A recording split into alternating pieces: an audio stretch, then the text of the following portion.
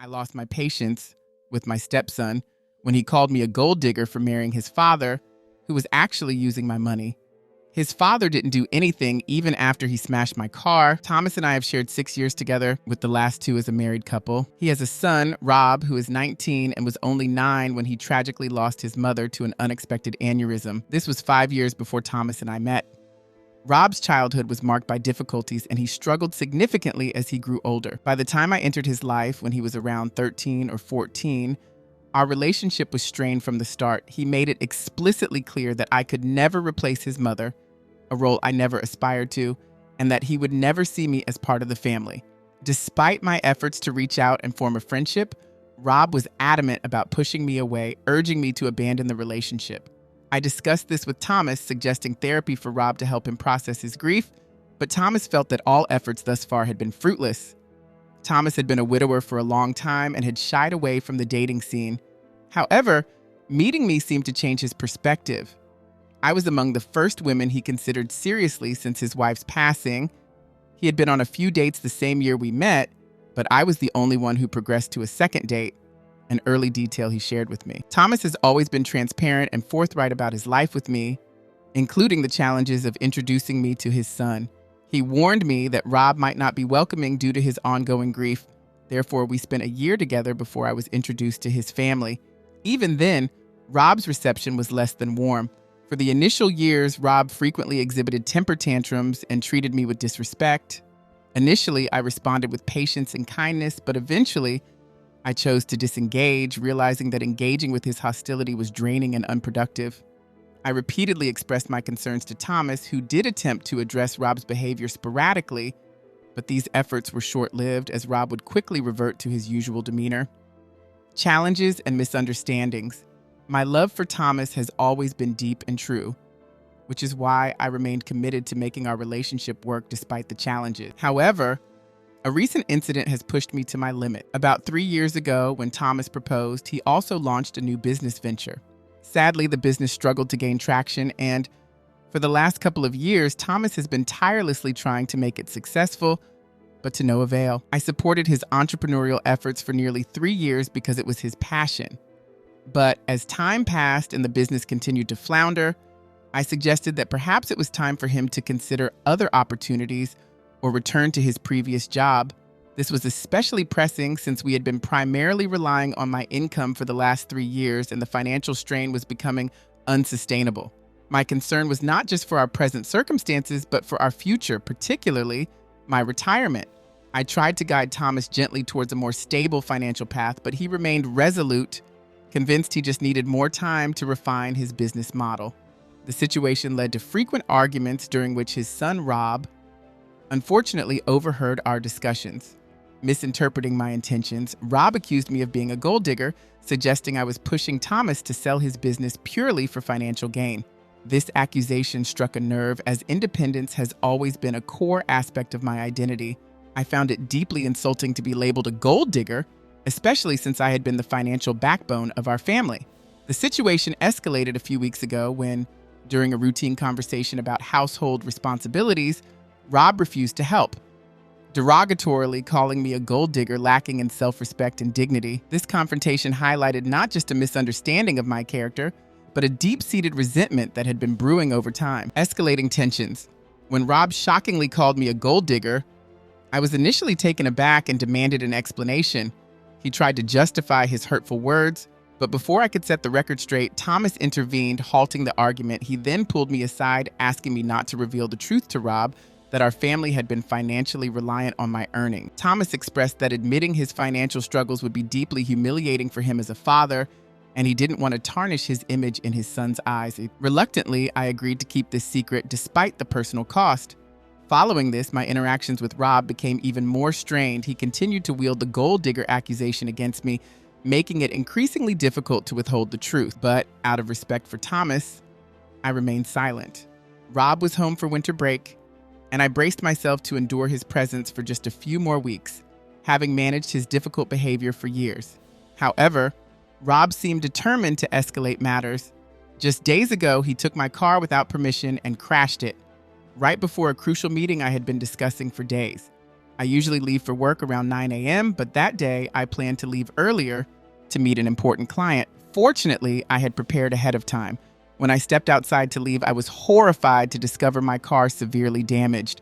A large dent on the hood and the sides scraped extensively. What made the situation unbearable was Rob standing proudly beside the car, keys in hand, smiling as if he had achieved something commendable. Neither Thomas nor I had left for work yet, and seeing the damage and Rob's smug expression, I lost my composure and confronted him furiously. The breaking point. I'm not typically a violent person, but that day, my emotions got the better of me and I ended up slapping Rob in the face. I didn't regret my reaction given the circumstances. He retaliated by trying to shove me, but Thomas quickly intervened. Rushing out of the house, he managed to restrain Rob before the situation escalated further. Amidst the chaos, I was left sobbing, overwhelmed by the damage to my car and the upcoming important meeting. The significance of the car. My car wasn't just a vehicle, it was one of the first significant purchases I made with my hard-earned money. Having to take a cab instead to a crucial meeting with a high-profile client felt demeaning. The car held sentimental value, and the necessity of resorting to a cab, while practical, underscored the personal loss and the awkwardness of my arrival at a professional milestone. Rob's accusations. During the altercation, Rob's anger did not wane. If anything, it intensified.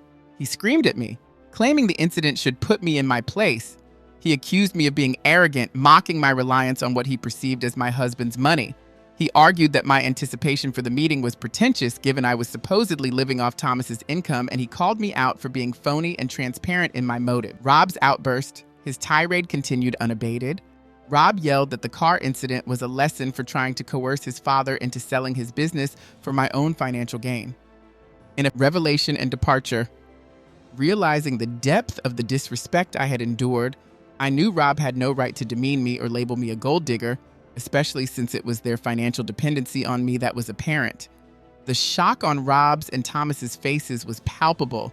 They were frozen, unable to respond. Without giving Rob the satisfaction of seeing my tears, I wiped them away and walked off to book a cab heading to my important meeting. Professional composure. Fortunately, my early departure allowed me ample time to regain my composure and adopt a professional demeanor by the time I reached the meeting. The switch from my car to a cab, initially a point of anxiety, turned out to be inconsequential, reassuring me that my worries had perhaps been all in my head. Returning to a broken site. Returning home to find my car still battered and untouched was a stark reminder of the day's earlier events. I immediately called a friend who runs a car repair shop to handle the situation. However, the sight of my damaged car broke my heart all over again, prompting me to make a decisive move.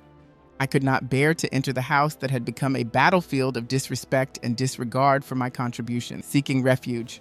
Overwhelmed by the day's events and the tangible representation of disregard for my feelings, I opted to stay at a nearby hotel, distancing myself from the environment that had caused so much pain. The broken state of my car symbolized the broader disrepair of my home life, driven by Thomas's inability to mediate between his son and me. A night of reflection.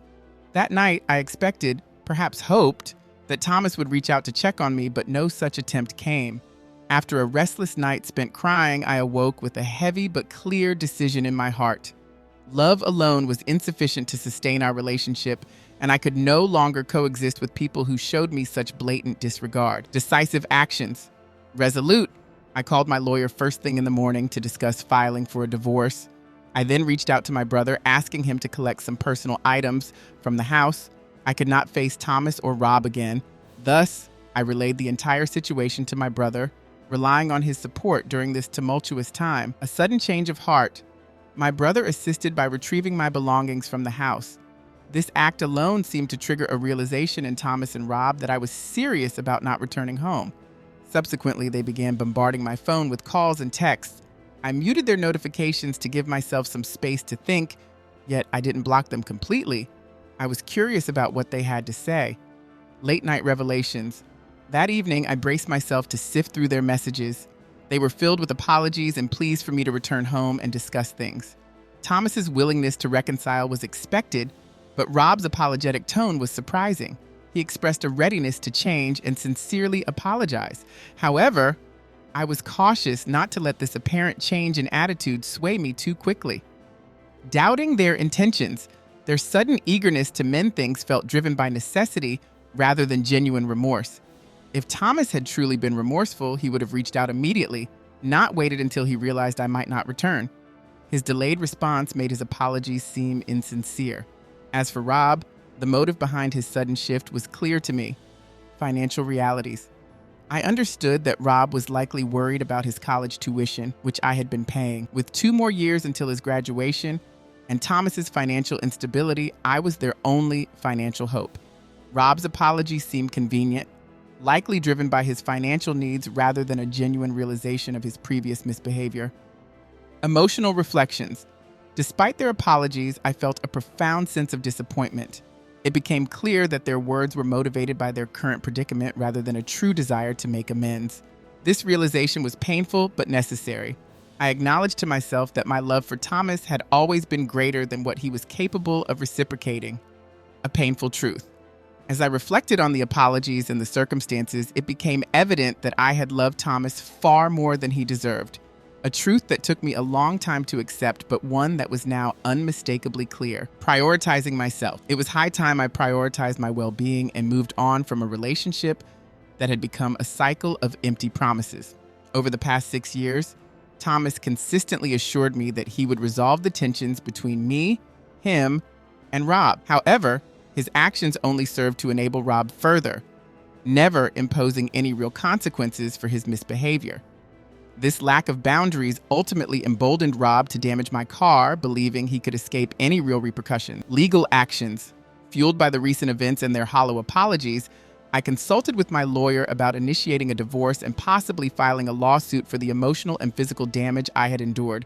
This decision felt like a reclaiming of my agency after years of disappointment confronting Thomas. After reflecting on their insincere apologies, I drafted a message to Thomas, clearly stating my intention to proceed with the divorce.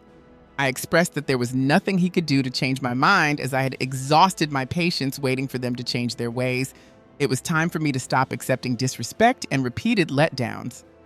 An inundation of pleas.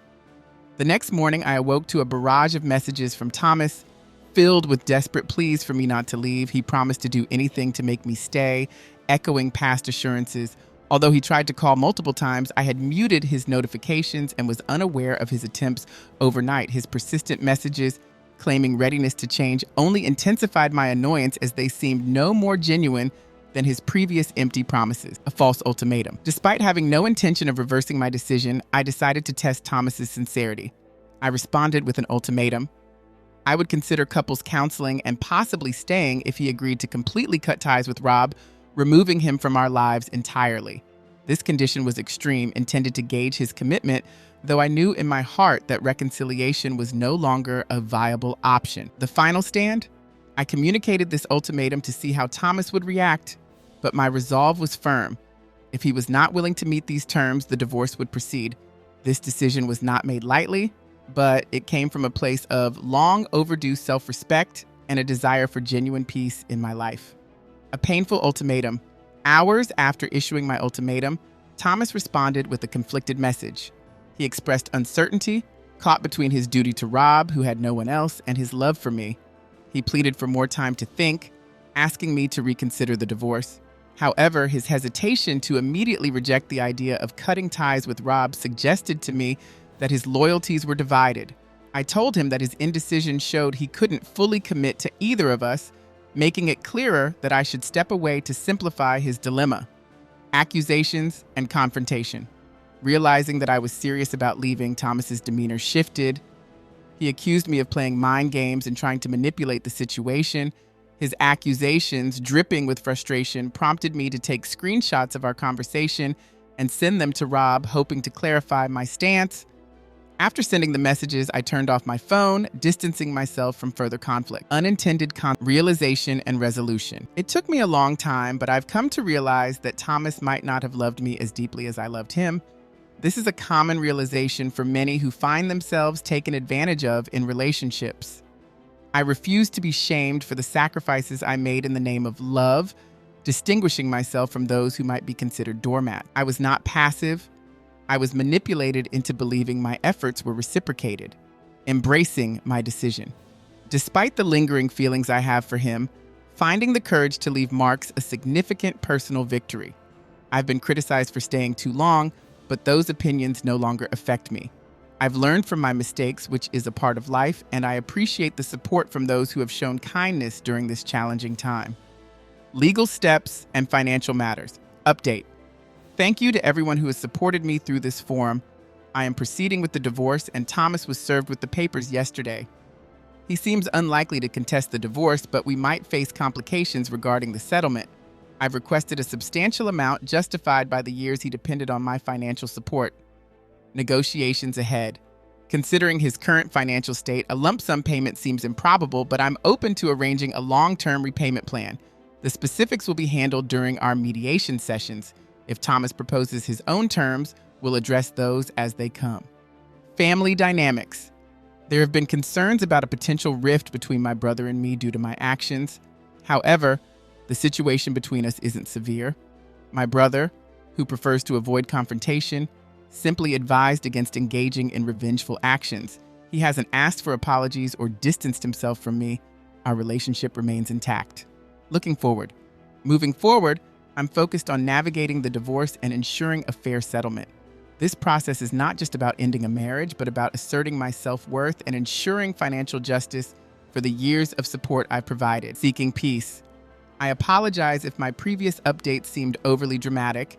It was never my intention. My brother's suggestion was just that, a suggestion, and we haven't discussed it further as it wasn't a significant issue for either of us.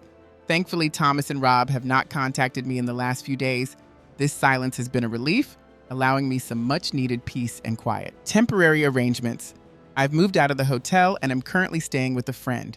It's a temporary solution, but it feels safe and secluded, which is exactly what I need right now. Mediation and settlement challenges.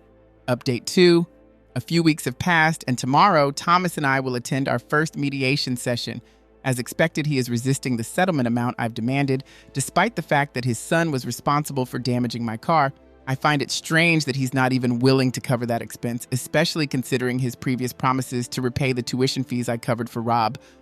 Though these promises weren't formalized in a contract, I have text messages that show his commitment to reimburse me once he's financially able. Housing and independence. For those wondering about my living situation, the house was rented with the lease solely in Thomas's name. Given this, I chose not to contest the living arrangements and left voluntarily. I'm currently looking for an apartment near my workplace and plan to move there soon. My brother has kindly offered his home, but I prefer not to impose on his family. Focus on moving forward. As the mediation progresses, I'm hopeful for a swift resolution so I can close this chapter of my life. Reflecting on past emotions. Even as I've moved forward, there's a part of me that will always have a soft spot for Thomas. The thought of seeing him at our mediation was daunting, and I secretly hoped that maybe his actions would make it easier for me to move on completely. As I faced the upcoming divorce proceedings, I braced myself for a busy few months and knew I wouldn't be able to update you all until everything was finalized, so I asked for your well wishes and hoped for the best. Celebrating post-divorce life. Update 3. Hello again, everyone. It's been a while, about 7 months since my last post. I'm thrilled to share that my divorce was finalized last week. These past months have been incredibly challenging, but now that it's over, I've been embracing life fully. I've been reconnecting with friends and family and have even planned a celebratory trip to Greece with my high school girlfriend. After such a taxing period, this feels like a well-deserved treat. Financial closure and social fallout. The divorce process itself was quite toxic, and while I don't wish to dwell on the details, I'm relieved to report that I secured the financial settlement I was owed, with provisions for future payments as Thomas couldn't fulfill the entire amount up front. Despite this victory, the aftermath has been bittersweet. Thomas has portrayed himself as the victim on social media, influencing many of our mutual friends to side with him. They've labeled me hastily and unfairly as a gold digger, questioning my love for him based on how easily I left. Cutting out negativity. The accusations from our mutual friends revealed their true sentiments, showing me they were never truly supportive. I've since distanced myself from anyone who chose a side during the divorce. This cleanse has been liberating. I don't need such negativity in my life. Looking to the future. As I look forward, my focus is on enjoying life to the fullest. I'm planning fun activities, exploring new places, and most importantly, I've rediscovered myself. With the support of true friends and my family, I feel stronger and more self-assured. The journey has been long and fraught with obstacles, but it has led me to a place of personal empowerment and happiness.